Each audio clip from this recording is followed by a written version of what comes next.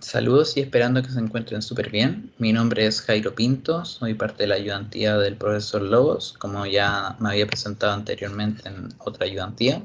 En esta instancia vamos a ver el texto de James Robinson que tenía título Wittgenstein sobre el lenguaje, que básicamente habla sobre el giro que tuvo de acuerdo a las posturas del primer Wittgenstein y el segundo como tal. Vamos a ir profundizándolo en ello para poder también después dar un ejemplo al finalizar y poder entenderlo de mejor manera. Para esto vamos a iniciar con la bibliografía a grandes rasgos, ya que en la cátedra también se tocó. Wittgenstein nació en 1889 y falleció en 1951. Nació en Viena, Austria.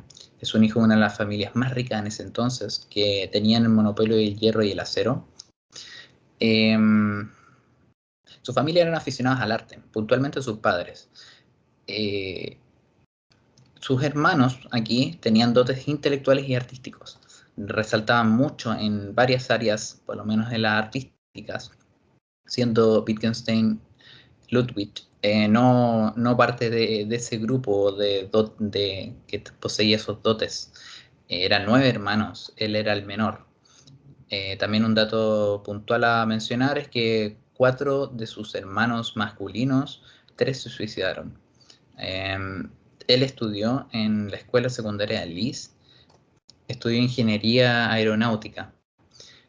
También ahí se puede, como se dijo en cátedra, graficar su forma de comprender las cosas y querer estructurarlo todo como un mapa, como si quisiera seguir instrucciones para poder realizar algo, guiarse de algo. Ahí después vamos a ir también tocando y profundizando cuando lleguemos a esa área. Él renuncia a su herencia cuando fallece su padre y se la da a sus hermanas. Eh, el pensamiento que él tenía filosófico se divide en 2 periodos como tal, que ya se mencionó un poquitito, del primer Wittgenstein y el segundo, y al final fallece en Cambridge a los 62 años. Vamos a ello con el primer Wittgenstein del Tractatus. Eh, Aquí dice que el lenguaje como una estructura analítica lógica. O sea, el lenguaje se va haciendo una estructura que tiene que seguir la lógica. Quiere decir que todas esas cosas, puntualmente en el Tractatus, dice que es la totalidad de hechos atómicos. Los hechos atómicos es el mundo como tal, ¿ya? No son las cosas como banalmente que nosotros decimos hagamos una mesa, una tabla, una almohada, sino que él la representaba como hechos atómicos, por si que se los topan ese concepto. Entonces, volviendo a esta frase, dice, todas estas cosas se le pueden nombrar y asignar una palabra. Eh, Aquí está diciendo que el lenguaje es una palabra que va a interpretar una estructura analítica y lógica que se va a ir reflejando en las cosas, en el mundo como tal. Los enunciados que no tienen una lógica carecen de sentido, o sea, lo que yo no puedo interpretar en una palabra para poder ser entendida como una cosa, como un hecho atómico, va a carecer de sentido, no va a tener una estructura analítica lógica. Y aquí una cita para poder estructurar, enlazar todo lo anteriormente mencionado, dice, los límites de mi lenguaje son los límites del mundo. O sea, el límite se ve zanjado por estos límites que se van estructurando del lenguaje. O sea, el lenguaje es el gestor de la realidad, o sea, del mundo como tal. Y también algo a mencionar es que Wittgenstein, para ir finalizando el Tractatus, en realidad para finalizar, menciona esta cita, de lo que no se puede hablar hay que callar. O sea, de que no se puede llevar a lo lógico, va a carecer de la lógica, algo que no se puede estructurar analíticamente en la lógica por medio del lenguaje. Entonces es mejor callar porque no se puede llevar al lenguaje. Y ahí los positivistas se agarraron de esto y Wittgenstein como tal, al, al desenvolverse en el contexto histórico de su interpretación del Tractatus, se fue refutando la interpretación que se dio y por ende se generó un giro lingüístico. O sea, como se grafica en esa foto, el Tractatus lo quiso como romper como tal.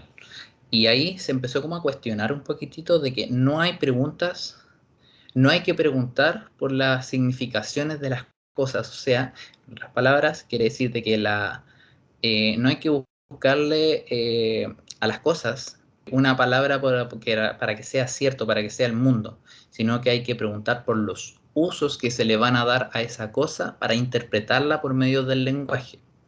Un poco complejo, pero que vamos a ir desenrollando en el segundo Wittgenstein. Aquí un poquitito también del paso que tuvo desde el primer Wittgenstein, del lenguaje como reflejo de la realidad, como un espejo, como una pintura, entablando solamente al mundo y al lenguaje. Eso es la clave principal del Tractatus que plantea.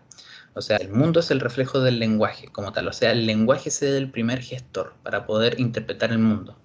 Pero aquí en el segundo Wittgenstein dice el significado del lenguaje se aborda contextualmente. Esto quiere decir, en otras palabras, que ya no está solamente el mundo y el lenguaje, sino que hay un tercer gestor que vendría siendo las formas de vida, cómo interactúan esa sociedad, esas personas, esas culturas. Ya no solamente importa lo que se entienda objetivamente del mundo junto al lenguaje, sino que se va implementando estas formas de vidas intersubjetivamente, o sea, conectada por varias personas que le van a dar diferentes definiciones o interpretaciones a las cosas para poder entablar un lenguaje como tal y que eso va a ir reflejando el mundo. Profundizando un poquitito más en el segundo Wittgenstein, que son las investigaciones filosóficas, que él no las publicó en vida, sino que fueron, ya cuando falleció, se recopilaron y se unieron para poder ser publicadas. Aquí voy a leer que dice: todo estará mediado por el consenso social establecido por los juegos del lenguaje. Ojo ahí, juegos del lenguaje, uno de los conceptos más importantes, que se generará en diferentes formas de vida. Dicho de otra manera, esto quiere decir que estos como consensos intersubjetivos, estos acuerdos, se van a ir generando como los juegos del lenguaje como tal. Entonces, estos juegos van a ir constantemente naciendo, o sea, se van a ir generando, pueden ir prevaleciendo, se van a mantener como tal, o también pueden ir muriendo inclusive. Estos juegos, por dar un ejemplo, en el habla, que puede ir naciendo un nuevo idioma, mezclado de varios. Puede ser, por dar un ejemplo, para entenderlo de mejor manera, en Suiza, un país de Europa, se fueron generando diferentes juegos del lenguaje de acuerdo a los países limítrofes que se tenían, que vendría siendo Francia, Alemania e Italia, son los más grandes que hay. Entonces su lenguaje como tal fue jugando y se fue transformando con diferentes eh, tonalidades, diferentes expresiones, se fueron mezclando los idiomas. Entonces, una persona que está limítrofe de Francia le va a costar entender a una persona que tiene un lenguaje mucho más relacionado con los de Italia o los alemanes. Entonces ahí se van naciendo nuevos juegos del lenguaje. También pueden ir prevaleciendo, como también había dicho, que se va manteniendo a través del tiempo. Con pocas modificaciones, una que otra, se mantiene. Y también puede llegar hasta morir estos juegos del lenguaje, que vendría siendo las lenguas muertas, llevando el mismo ejemplo del lenguaje como tal. O sea, las lenguas que los ancestros podían llegar a hablar, pero se perdió a través del tiempo, ya no se utilizaba, se fue transformando de tal manera que se fue complementando con otro idioma y al final se transformó en el otro idioma y ya no es lo que inicialmente era, entonces ya falleció este idioma y murió. Eh, Y esto se van generando por medio de diferentes formas de vida, o sea que las formas de vida, los contextos, las formas de pensar, todo esto van a ir generando estos juegos del lenguaje, para ir agregándole cosas, sacándole, jugando con esto. Por eso que ese concepto. Lo siguiente dice, la filosofía es una constante lucha contra el embrujamiento del lenguaje. Y también que los problemas de la filosofía son muchas veces problemas de los juegos del lenguaje. O sea, de que la filosofía como tal debería de describir de forma como tal es la cosa, estas cosas, porque el embrujamiento del lenguaje quiere decir de que el lenguaje te embruja a crear unas cosas, a tratar de irte por unas vías diferentes, a tratar de encontrarle eh, interpretaciones personales y desligándote de la intersubjetividad de estos acuerdos entablados. Entonces la filosofía, según Wittgenstein, eh, está en lucha contra esto para poder dejar el embrujamiento. Esto es una lucha interminable, nunca va a parar. De ahí el concepto de embrujamiento del lenguaje y la generación de estos juegos del lenguaje como tal. El lenguaje como gestor de creación de realidad por medio del lenguaje en sociedad.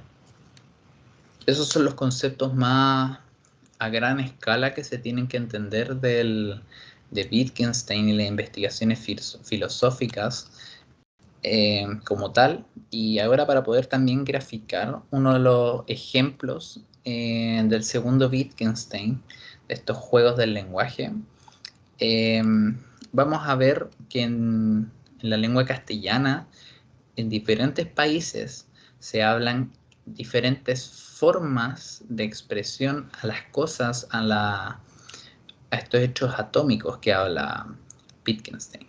Por dar un ejemplo aquí, un hot dog. En Chile se dice hot dog o completo también. España, perro caliente. Argentina, pancho. Venezuela, perro caliente. En México, hot dog. Entonces, ahí nosotros tenemos que ir como preguntándonos y también la tarea de la filosofía para ir sacando este embrujamiento, o sea, esta separación de palabras de acuerdo a los contextos sociales, tratando de llegar a algún consenso. Eh, pero como tal, estos juegos nosotros, si queremos entenderlos, hagamos es que vamos a España, queremos pedir un hot dog o un completo, no nos van a entender. Probablemente hot dog podría llegar a ser, ya que es un poquitito más generalizado. Pero si pedimos un completo, les va a complicar, ya que allá le dicen perro caliente. Pero si es que a nosotros nos ofrecen un perro caliente, lo podríamos entender literalmente y no nos va a agradar mucho, ya que podemos entenderlo, valga la redundancia, literal, o sea, nos van a dar un perro probablemente cocinado, caliente.